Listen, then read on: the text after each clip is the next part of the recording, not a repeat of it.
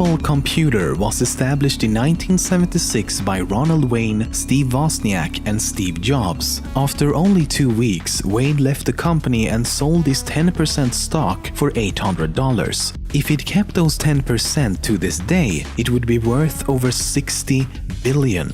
A few months after Wayne's departure, Apple released the Apple I. Steve Wozniak developed and designed both the hardware and operating system. In fact, the Apple I was the first time in history that the character displayed on a TV screen was generated by a home computer. Only a year later, Wozniak developed the Apple II, the first PC with color. In 1984, Apple launched the first Macintosh. In 1985, something interesting happened. A power struggle developed between Jobs and then CEO John Sculley. As a result of this, Apple's board of directors removed Jobs from his management duties, which in turn led to his resignation from the company the same year. After Jobs left, Apple would struggle financially for many years to come. Meanwhile, Jobs founded a new company called Next. Next released a couple of PCs, but most importantly, developed software like NextStep and OpenStep. These would later on serve as the building blocks for Mac OS X. Because of Next's continued growth and Apple's continued financial failures, Apple actually purchased Next in 1996. And as part of the agreement, Steve Jobs returned to Apple. Once he was back at Apple, Jobs began restructuring the company's product line, and products like the iMac G3, Mac OS X, iTunes, and most importantly the iPod were all released. The iPod was a major success, which in turn led to the company changing its name from Apple Computers Inc. to simply Apple Inc. In 2007, Apple released the iPhone and has since become the most valuable brand in the world. Almost every advertisement and all promotional material for Apple's products has the time set to 9:41 a.m. This is because on the 9th of January 2007 at 9:41 a.m., Steve Jobs unveiled the iPhone to the public.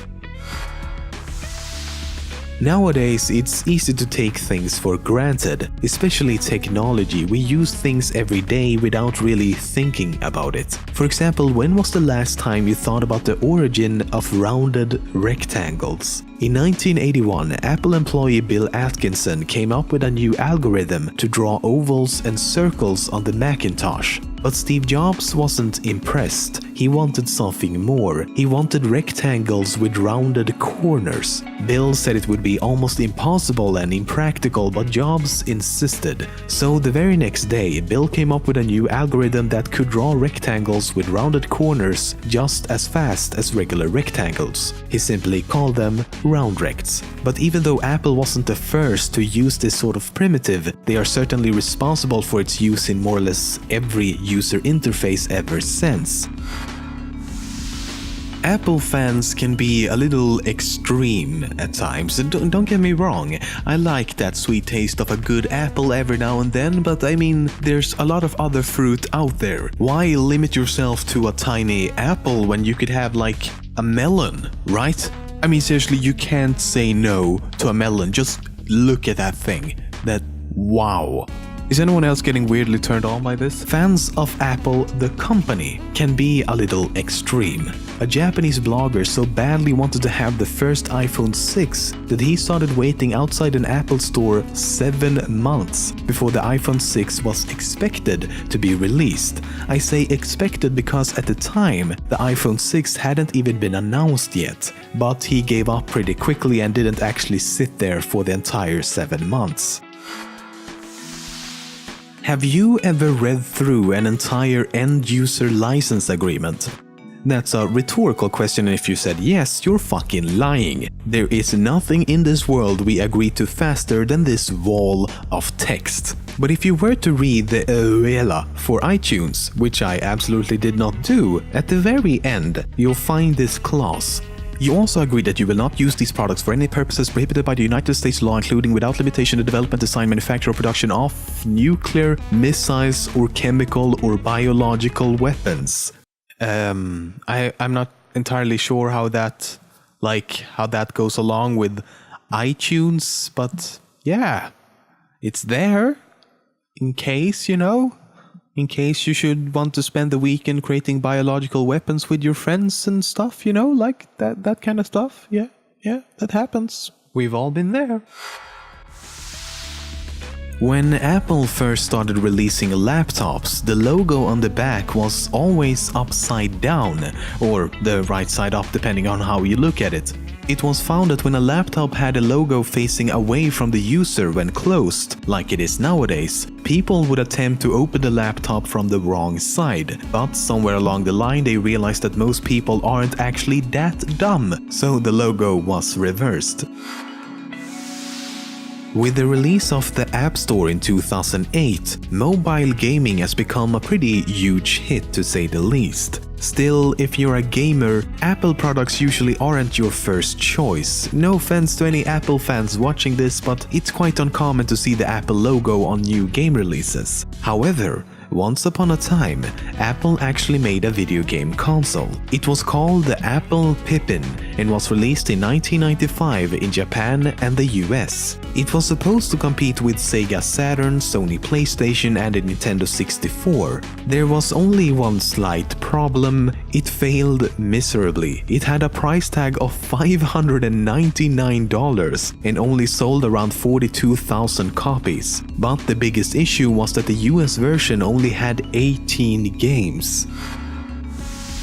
There's a lot of rumors about the Apple logo and why the company is named Apple. For example, a popular misconception is that the logo is a representation of the forbidden fruit mentioned in the Bible. The truth, however, is far more unexceptional.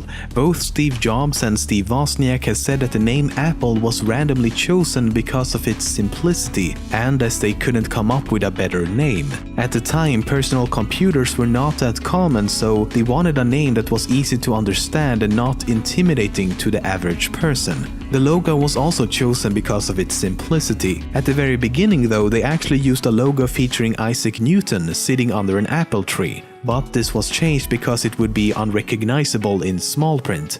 When they changed the logo to the current design, they considered using a logo with or without the byte, but in the end the logo with the byte was chosen to make smaller versions indistinguishable from a cherry. Everything you say to Siri is recorded, sent to Apple, analyzed and then stored for 2 years. And don't act surprised, it's all there in that wall of text you absolutely read before clicking accept, right? I mean, you did that, right? No, but seriously, in this day and age when privacy is becoming more and more a thing of the past, it's sadly not that much of a surprise anymore. So next time you talk to your phone, know that it's someone's job to sit and listen to everything you say. In 1987, Apple released a series of videos titled Knowledge Navigator. Let's take a quick look.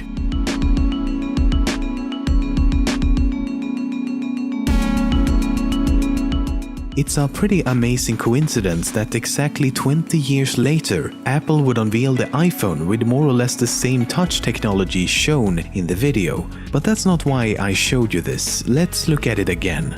It's quite hard to see, but the calendar in the video says September 16th. Then he asks the personal assistant for a research paper from 5 years ago. There's an article about 5 years ago, Dr. Flemson or something. He published in the Journal of Earth Science of July 20 of 2006. Which turns out to be from 2006. That means the video is set to take place in September 2011. Now here's the thing. Siri, Apple's actual personal assistant, was released in October 2011, only a month after the date they predicted.